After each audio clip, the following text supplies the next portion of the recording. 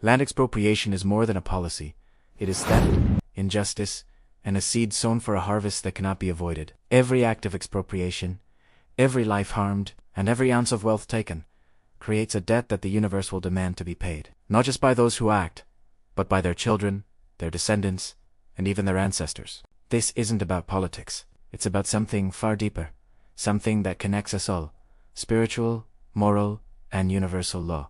When these laws are broken, the consequences are inevitable. There's a system of justice at play that operates beyond our courts and our governments. The Time for Justice course, which we'll discuss later, reveals exactly how this harvest works and why no action truly escapes its consequence.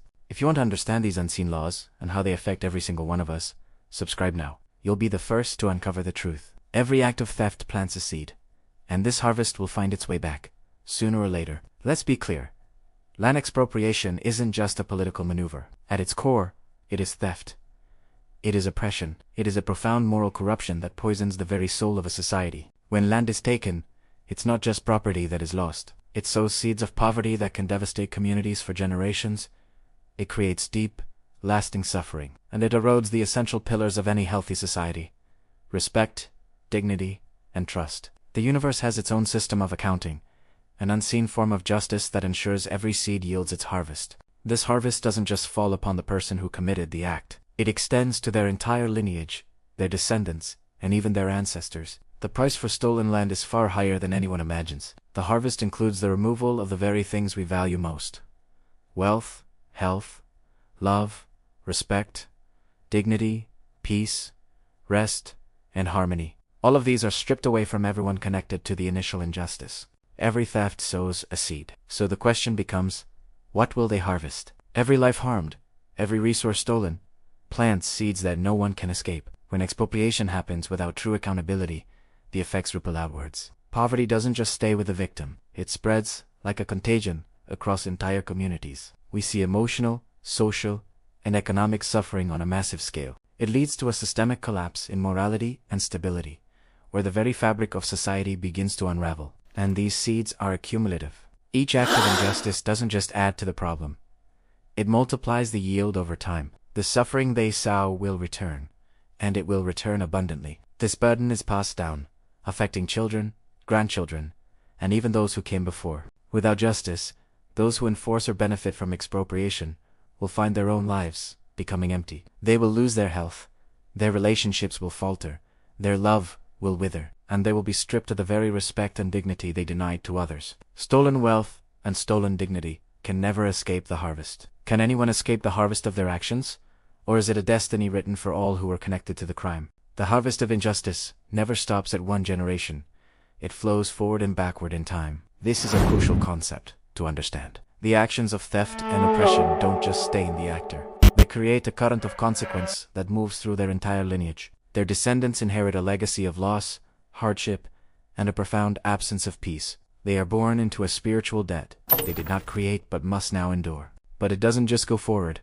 It also affects the past. The ancestors of the perpetrators are denied their rest, their harmony, and their light in the spiritual realm. They are bound to the shame and the consequences of the injustice committed by their descendants. True, universal justice ensures that all who are connected to the injustice experience its yield. This isn't about punishment. It's about balance. The universe is always seeking equilibrium, and the debt of stolen land cannot be escaped by anyone in the lineage. The harvest touches everyone connected. For every act of expropriation, they will harvest what they sowed, abundantly and without mercy.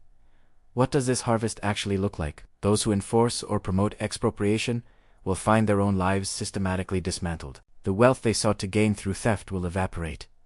Their health will decline. The love they have in their lives will turn cold. The respect they command will dissolve into contempt. The dignity they carry will be shattered. The harvest of injustice is total loss. Their descendants will experience these same losses, inheriting a life devoid of the blessings their families stole from others. And as we've discussed, their ancestors will be trapped in a state of unrest, denied peace and harmony forever. This isn't a maybe. It is a function of universal law and karmic justice. The harvest always matches the seed that was planted. No wealth, no peace, no escape. The question isn't if the price will be paid, but when and how the harvest will collect everything that is owed. So, What can be done? You cannot avoid the harvest unless you confront justice fully. Many believe that political or legal fixes can solve this. They think a new law, a new policy, or a different government can stop the tide of consequence. But they are wrong. These are surface-level solutions to a deep, spiritual problem. They cannot stop the harvest that has already been sown. The only real solution lies in understanding the true nature of this justice. This is where the Time for Justice course comes in. This course explains in detail how injustice accumulates across generations. It reveals how the harvest is exacted from the perpetrators, their descendants, and their ancestors. Most importantly, it shows the path to how true balance, peace, and restoration can finally be achieved. True societal reform and harmony can only come from acknowledging the wrong, taking full accountability, and aligning with universal law. The solution for stolen land and stolen wealth lies far beyond politics. It requires a profound moral and spiritual transformation. Justice cannot be escaped. It must be faced.